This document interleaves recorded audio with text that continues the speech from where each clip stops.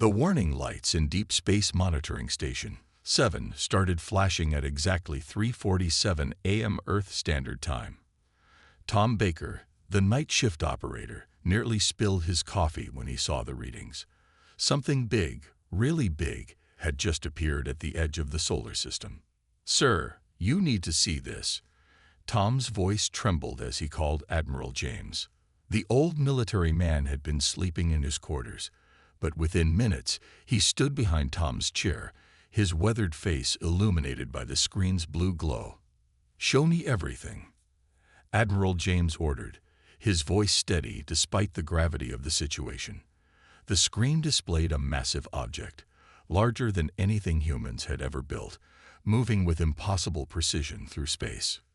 Within hours, every major military installation on Earth went into silent alert. No public announcements, no panic, just quiet preparation. The world's leaders needed time to think, to plan, and most importantly, to understand what they were facing. "It's definitely not natural," Dr. Smith announced to the Emergency Council meeting. Her analysis showed technology far beyond Earth's current capabilities.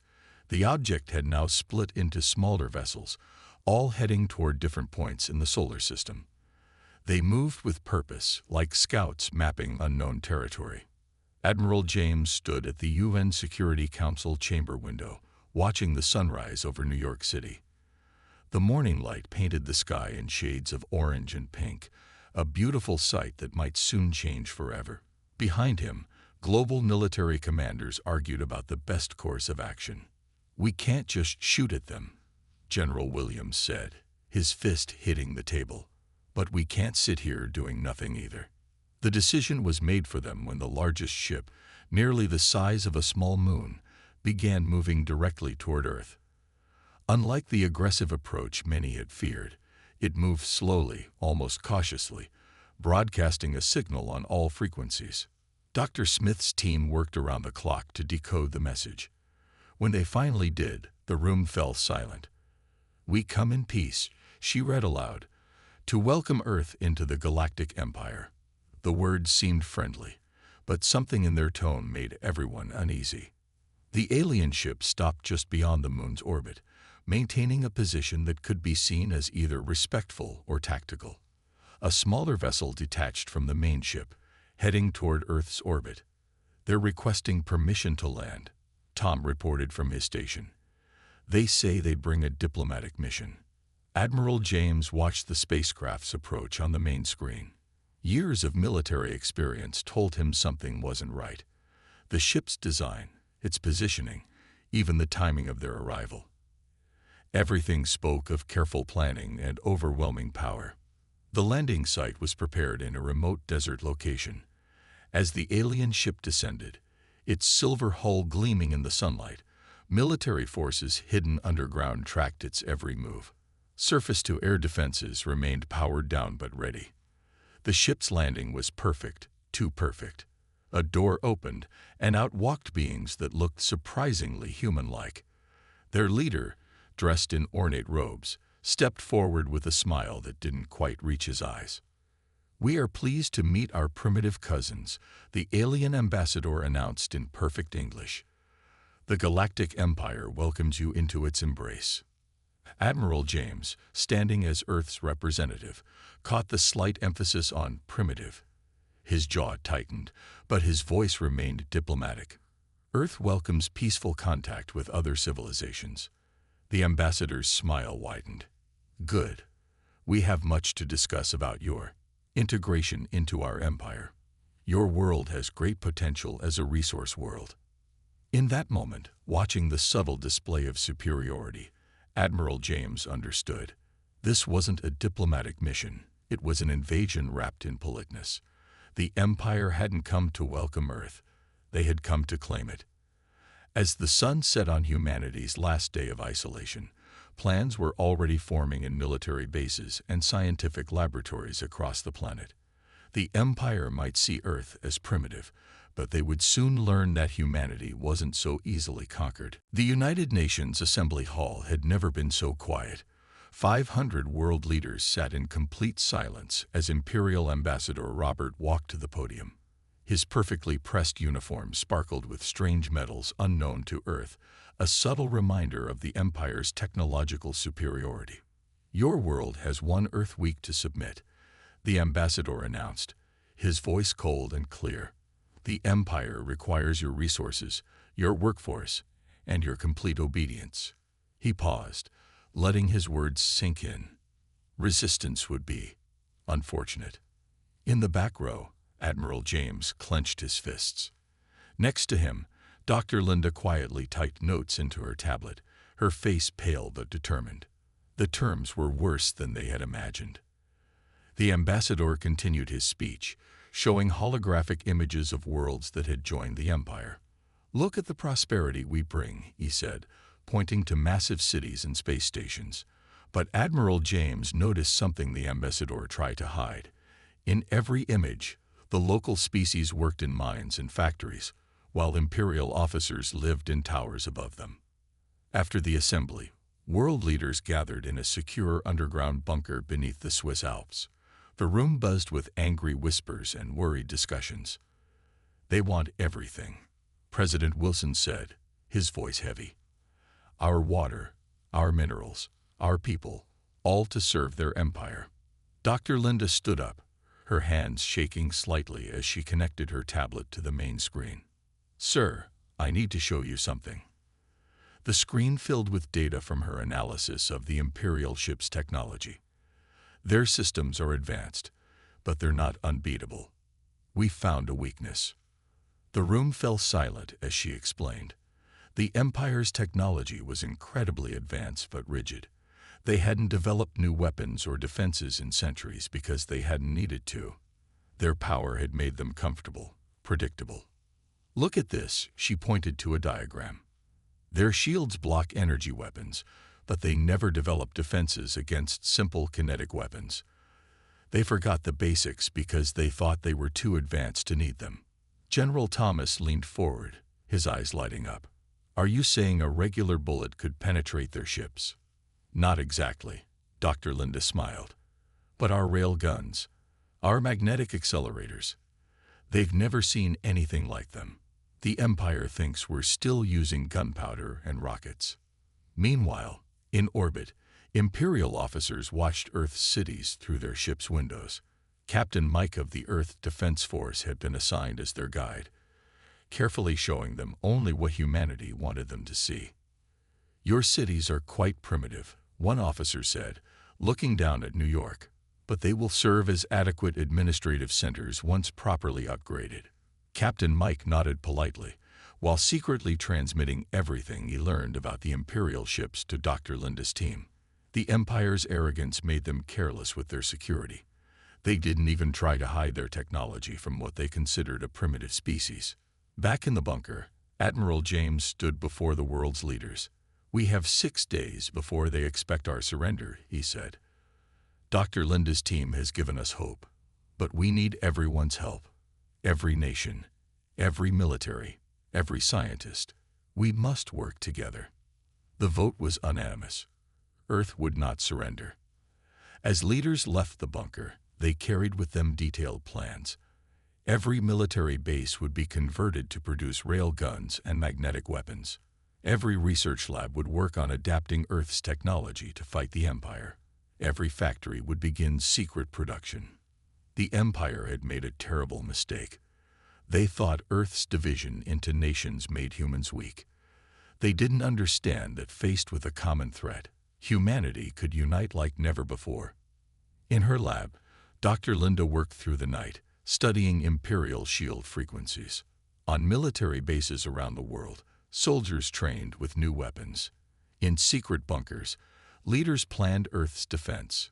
The Empire had given Earth 1 week to surrender. They would soon learn that they had given humanity exactly the time it needed to prepare for war. Dr. Linda stared at her microscope in disbelief.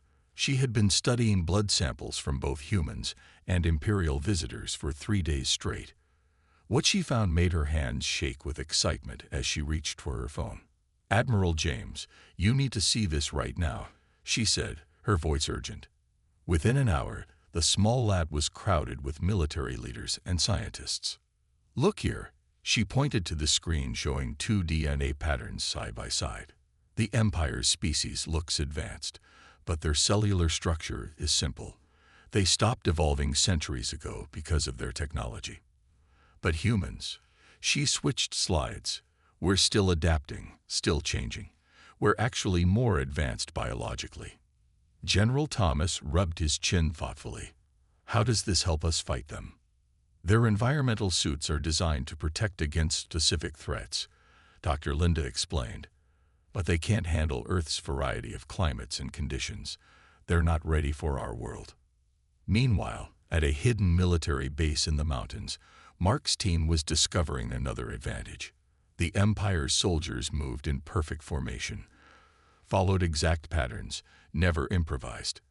They were fighting machines, but machines could be predicted. They're too perfect, Mark told his troops. They don't know how to handle chaos, so we'll give them chaos. Across the globe, resistance networks formed in ways the Empire couldn't track. They didn't use advanced technology that could be monitored. Instead, they used old radios, paper maps, and face-to-face meetings. The Empire's advanced surveillance systems were blind to these primitive methods. In orbit, Captain Mike continued his role as Earth's guide to the Imperial fleet. He played the part of an amazed primitive perfectly, while gathering crucial intelligence. The Empire's ships were powerful but standardized. Every ship had the same layout, same weaknesses, same blind spots. Your fusion engines must be very efficient, he said to an Imperial engineer, pretending to marvel at their technology. The engineer laughed. These ships have used the same design for 500 years. Why change perfection? Back on Earth, Dr. Linda made another breakthrough. Her team had been studying the Imperial shields, not to copy them, but to find a simpler solution. Their shields block energy weapons by detecting complex patterns, she explained to Admiral James. But our rail guns, they're too simple to trigger the shield's detection systems. Sometimes the old ways are the best ways. In secret facilities around the world, factories worked day and night. They weren't building copies of Imperial technology. They were building weapons that the Empire had forgotten could exist. Magnetic accelerators, kinetic impact weapons, and projectiles made of materials the Imperial shields didn't recognize. Mark's guerrilla warfare training spread globally. Earth's soldiers learned to fight unpredictably, to use the environment, to think independently. These were concepts the Empire had abandoned centuries ago in favor of perfect coordination and standardized tactics. They expect us to either surrender or try to copy their technology, Admiral James told the War Council. They don't understand that we're not trying to be like them. We're going to beat them by being ourselves. The Empire's deadline was approaching fast. Imperial Ambassador Robert grew increasingly frustrated as he received reports about Earth's apparent lack of preparation. No new energy weapons were being built. No shield generators were under construction. No space fleet was gathering. These primitives must be accepting their fate, he told his superiors. They show no signs of advancing their technology. But in an underground bunker, Dr. Linda smiled as she watched her latest test results. The primitive railgun had just punched through a salvaged piece of Imperial armor like it was paper. Next to her, Mark's team was practicing fighting techniques that would look like chaos to Imperial officers, but were actually carefully planned asymmetric warfare. Earth's strength had never been in perfection. Its strength was in adaptation, in diversity, in the ability to find unexpected solutions. The Empire was about to learn that sometimes the most dangerous enemy is the one you think you've already defeated. The Empire's deadline passed at midnight. By 12:01 a.m., their ships were moving into attack position around Earth. Imperial Ambassador Robert stood on his flagship's bridge, watching with cold satisfaction as the massive fleet emerged from hyperspace. "Begin the occupation," he ordered. These primitives had their chance. But Earth was ready. Hidden beneath the ocean's surface, in mountain bunkers, and in underground bases, humanity's forces waited.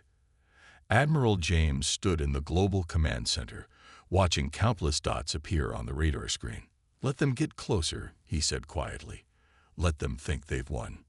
The Imperial ships moved into low Earth orbit, their formation perfect, their strategy exactly as predicted. They had used the same invasion pattern for 500 years. Why change what worked on every other primitive world? Dr. Linda's voice came through the command center speakers. "Sir, their shields are up. They're using the frequencies we expected." Admiral James nodded. "All units, prepare for Operation Slingshot." Across Earth's oceans, submarines quietly rose to firing depth. In hidden mountain bases, massive rail gun barrels emerged from camouflaged doors. Even old missile silos opened, but they didn't contain nuclear weapons anymore. Instead, they held something the Empire had never seen before. The Imperial fleet started their first wave of landing ships. Ambassador Robert smiled as he watched them descend.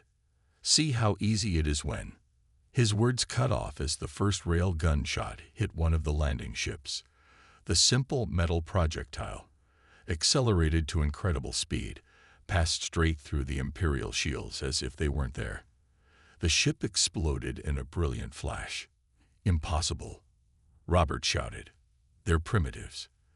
They don't have energy weapons." "Sir," an Imperial officer called out, "we're detecting launches from all over the planet." Thousands of rail gunshots and magnetic accelerator rounds filled the sky.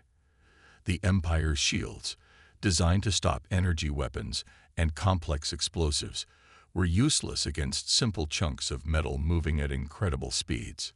From the oceans, submarines launched their special cargo, rockets carrying not warheads, but huge nets made of simple metal cables. The nets spread out in space, catching Imperial ships and shorting out their engines with basic electrical charges. Their weapons, Robert stared in horror. "They're so primitive they're passing right through our advanced defenses." In the command center, Admiral James watched the chaos unfold. The Imperial fleet's perfect formation was breaking apart.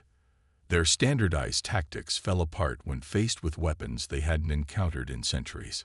Captain Mike, who had spent weeks studying Imperial ship layouts, sent targeting data to Earth's forces.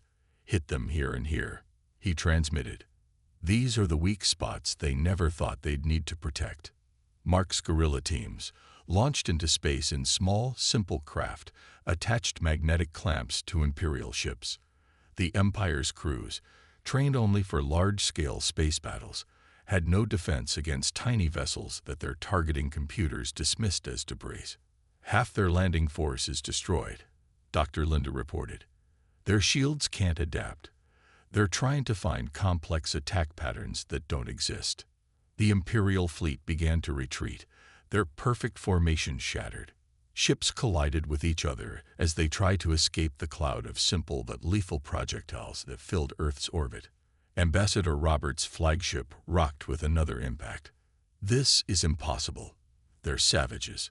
How are they doing this?" Admiral James stood tall in the command center, watching the Imperial fleet run. "Sometimes the simplest solution is the best solution," he said. "And sometimes being underestimated is the greatest advantage of all." As the sun rose over Earth, humanity had won its first battle against the Empire. The orbital space around Earth was littered with damaged Imperial ships, a clear message to any who thought Earth would be an easy conquest. In her lab, Dr. Linda was already studying the captured Imperial technology.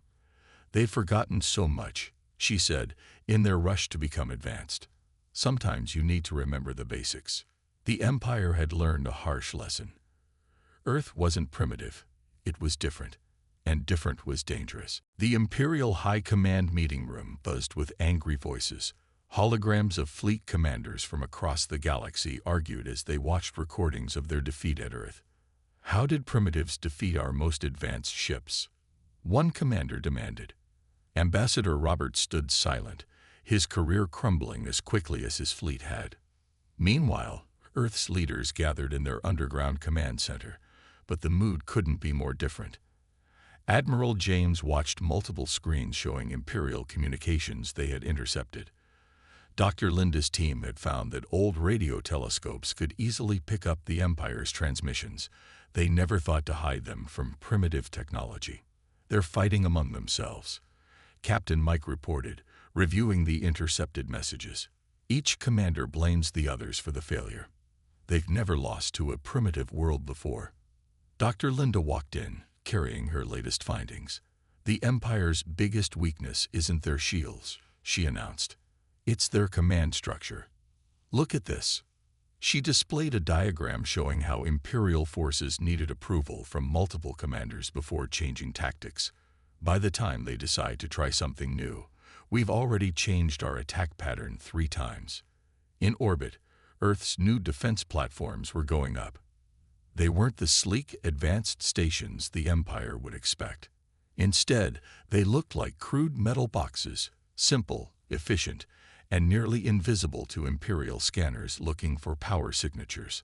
They're still searching for our power plants, Mark laughed, watching Imperial probe ships pass right by one platform. They can't believe we're using simple solar panels and batteries. The Empire's confusion grew as they studied Earth's defenses. Their entire strategy relied on overwhelming primitive worlds with advanced technology. But Earth refused to play by those rules. "Sir," an Imperial technician reported to his commander, "we've detected no shield generators, no energy weapon installations, no quantum computers. We can't find any advanced technology to target." The commander slammed his fist on his desk. Then what are they using to defend themselves? Earth's military leaders had split their commands into small, independent units. If the Empire took out one command center, 3 more would keep operating. There was no central control to target, no key location to destroy. Dr. Linda made another breakthrough in her lab. "We don't need to copy their shield technology," she told Admiral James. "We can build simple magnetic deflectors. They're not as powerful, but they're flexible. We can change them faster than their weapons can adapt." The Empire sent spies to Earth's major cities, looking for military secrets. But Earth's real defense plants were hidden in ordinary buildings, farms, and even underground shopping malls. The Empire's agents walked right past them, searching for advanced technology that didn't exist. "They think we're hiding some advanced alien technology," Mark told his guerrilla teams. "They can't accept that we're beating them with basics they forgot centuries ago." Captain Mike continued feeding false information to the Imperial fleet. He let them discover fake advanced bases, leading them to waste time and resources attacking empty facilities, while the real work continued elsewhere. In the Imperial High Command, frustration turned to fear. Other conquered worlds were watching Earth's resistance. Worlds that had submitted to the Empire's advanced technology were learning that simple solutions could defeat it. "We must crush them quickly," a High Commander ordered, before others learned from their example. But Earth was already spreading its message. Dr. Linda's team broadcast encrypted data packets using old radio frequencies the Empire ignored. The packets contained simple plans for railguns, magnetic deflectors, and guerrilla tactics. Admiral James stood at his window, watching Earth's new defense fleet taking shape. The ships looked crude compared to Imperial vessels, but they were tough, adaptable, and piloted by crews who could think for themselves. "The Empire's greatest weakness," he said to his staff, "is believing that newer always means better." They forgot that innovation doesn't always mean making things more complicated. As Earth prepared for the Empire's next attack, humanity's greatest strength was becoming clear: the ability to find simple solutions to complex problems. 3 months after Earth's first victory, Admiral James stood on the bridge of humanity's first space carrier, the Terra Dawn. The ship looked nothing like the Empire's sleek vessels. Its hull was rough, angular, and built for function over beauty. "All ships report ready," Captain Mike announced from his communication station. Earth's fleet of 400 vessels hung in space around them. Each one was different, built by different nations, and designed to be unpredictable. "The Empire won't expect us to attack them," Dr. Linda said, checking her tablet's readings. "They're still trying to figure out how to defeat our defenses. But humanity had learned that the best defense was a bold offense. The fleet jumped to light speed using engines reverse-engineered from captured Imperial ships, but modified with Earth's improvements. They were slower but more flexible than Imperial drives. The Imperial border station never saw them coming. Their scanners, designed to detect advanced energy signatures, missed Earth's ships until they were too close. Railed guns and magnetic accelerators tore through the station's shields before they could raise the alarm. First objective secured, Mark reported from his guerrilla squad. His teams had already captured the station's communication array, broadcasting now. Across Imperial space, a simple message began playing on all frequencies. Hope is possible. Resistance is possible. Earth stands with you. The response was immediate. On a dozen Imperial worlds, the enslaved populations rose up. They had watched Earth's victory and learned. Now they used the same tactics: simple weapons, unpredictable attacks, and decentralized resistance. Admiral James directed the fleet toward the next target. The Empire spent centuries making everyone think advanced technology was the only path to power, he said. Time to prove them wrong. Earth's ships split into smaller groups, each attacking different Imperial facilities. The Empire's commanders couldn't coordinate fast enough to stop them all. Their rigid command structure became their greatest weakness. In her lab aboard the Terra Dawn, Dr. Linda monitored the Empire's communications. "They're panicking," she reported. "Their whole system depends on maintaining the image of technological superiority. We're destroying that image." The Empire's response fleet finally arrived, but they fell into humanity's trap. Earth's ships scattered in seemingly random directions. The Imperial fleet split up to chase them, exactly as planned. "Now," Admiral James ordered. Earth's ships turned and attacked the separated Imperial vessels. Without their perfect formation, the Empire's ships lost their greatest strength. One by one, they were disabled or destroyed by weapons their advanced shields couldn't stop. Meanwhile, Mark's guerrilla teams infiltrated Imperial worlds. They taught the local populations how to fight back using simple but effective tactics. The Empire's control began crumbling planet by planet. "Sir," Captain Mike called out, "we're getting messages from other resistance groups. They want to coordinate with us." The Empire had never faced a rebellion like this. They couldn't adapt fast enough to the changing tactics. Each world that rose up used different methods, different weapons, different strategies. There was no single resistance to crush. Ambassador Robert, now demoted and disgraced, watched in horror as reports of rebellion filled his screen. "We gave them everything," he shouted. "We offered them our advanced civilization." But Dr. Linda had found the truth in her studies of Imperial technology. They didn't advance, she told Earth's leaders. They just became more complicated. There's a difference. As the battle spread across Imperial space, Earth's fleet became the center of a growing alliance. Ships from liberated worlds joined them, each bringing new ideas and tactics. The Empire's standardized forces couldn't handle the diversity of their opponents. Admiral James watched from the Terra Dawn's bridge as another Imperial battle group surrendered. "The Empire thought technology was power," he said. "They forgot that the most powerful force in the universe is the will to be free." The turning point had come. The Empire's grip on the galaxy was breaking, and at the center of it all was the world they had dismissed as primitive. Earth had become a symbol of hope for every enslaved species in the galaxy. 1 year after Earth's first victory, the Imperial Palace stood silent. Its grand halls, once filled with the Empire's elite, now hosted a different gathering.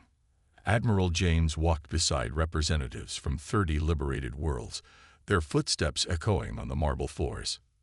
In the great throne room, where the Imperial Emperor once sat, Earth's Declaration of Independence was displayed on a simple wooden stand. Next to it lay the surrenders of over 300 Imperial fleet commanders. "I never thought I'd see this day," Captain Mike said, looking at the documents. The Empire actually surrendering. Dr. Linda studied the alien architecture around them. They built everything to look impressive, she observed. But underneath all the shine, their foundation was weak. They forgot what really makes civilization strong. The Empire's fall had been faster than anyone expected. Once Earth showed that their technology could be defeated, rebellion spread like wildfire. Every world had learned different lessons from Earth's victory, creating a wave of resistance the Empire couldn't predict or control. The final numbers are in, Mark reported, checking his tablet. 80% of Imperial worlds have declared independence. The rest are negotiating new treaties as equal partners, not subjects. Admiral James stood at the palace's main balcony, where the Emperor once delivered speeches to the crowds. Below, he saw ships from 100 worlds, sleek Imperial vessels flying beside Earth's practical crafts, and everything in between. The Empire's biggest mistake, he said to the gathered leaders, wasn't attacking Earth. It was believing that there's only one path to advancement. In the palace's vast meeting hall, representatives from former Imperial worlds and Earth's allies gathered to sign the New Dawn Accords. The document was written on paper, a deliberate choice to show that simple methods still had value. Each world will choose its own path. Admiral James read from the Accords. No technology will be forced on any species. No way of life will be called primitive or advanced. We will judge each other by our actions, not our appearances. Dr. Linda's scientific teams had already begun sharing their discoveries with other worlds. But unlike the Empire, Earth didn't force its ideas on others. Some worlds chose to adopt Earth's railgun technology, others developed their own solutions, and some preferred to focus on art or philosophy instead of technology. That's the real difference between us and the Empire, Captain Mike said, watching ships from different worlds dock at the palace. We don't tell people what to be. We help them be what they want to be. In what was once the Imperial War Room, Mark met with guerrilla leaders from dozens of worlds. They shared stories of resistance, each unique to their planet and culture. The room that had once planned conquests now planned cooperation. Earth wasn't special because we were stronger or smarter, Mark told them. We were special because we stayed true to ourselves. The former Ambassador Robert, now a prisoner awaiting trial, watched through his cell window as Earth's flag was raised beside those of other free worlds. I still don't understand, he said to his guards. You could have joined us. You could have had all our advanced technology. We didn't want your technology, Dr. Linda replied, passing by his cell. We wanted our freedom to develop our own. As the sun set on the Imperial capital world, Admiral James signed the final document officially ending the Empire's rule. He used a simple pen, not the Empire's electronic signing systems. It was a reminder that sometimes the old ways were still the best ways.